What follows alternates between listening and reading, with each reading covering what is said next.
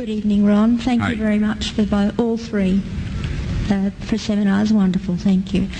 My question is that you said that you had the blood of our Lord examined by the Israelis. That's correct. What was their determination of that? Okay.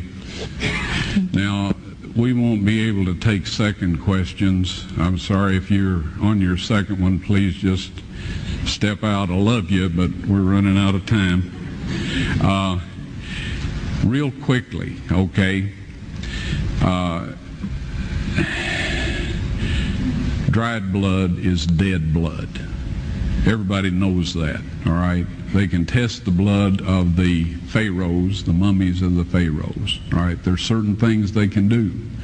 They cannot get a chromosome count by any method I'm familiar with, all right? Things keep changing. I don't profess to know everything. However, there's no way I know that you can get a chromosome count out of dead blood. You can get a DNA and some other things, but not a chromosome count, all right? That's done by living white blood cells.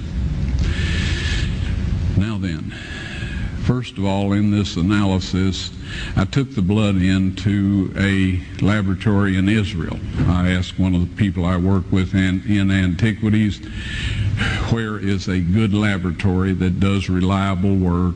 And they said, such and such, such and such. I took it. I just said, please examine this blood and tell me what you can tell me about it. All right? They said, well, look, we're going to reconstitute it.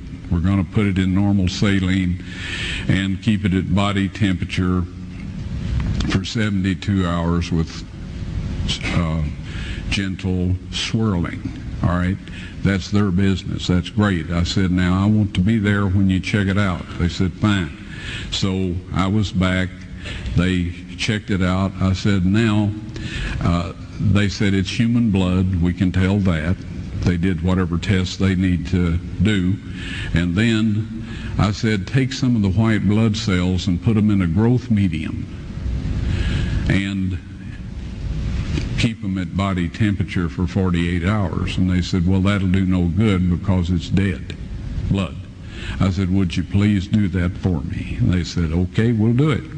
So anyway, I said, I want to be there when you take it out and examine it. So I was back there. They took it out, examined it under a microscope, and the one technician called the other one over there, and then they called the boss over there, and they were talking Hebrew a mile a minute there for a little bit, and they looked at me and they said, Mr. Wyatt, this human blood only has 24 chromosomes in it.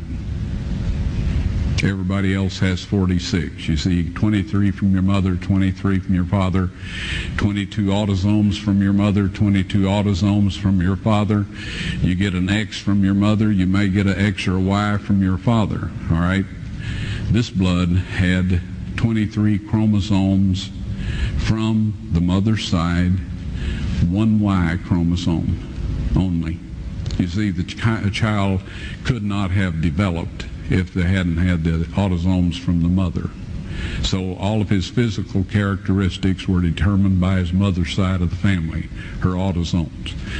His maleness was determined by this one Y that came from a source, not a human male. Then they said, this blood is alive. And then they said, whose blood is this?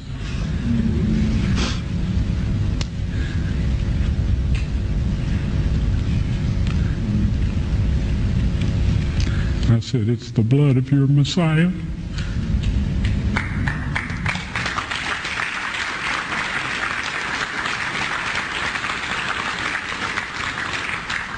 And I assure you those men's lives have changed.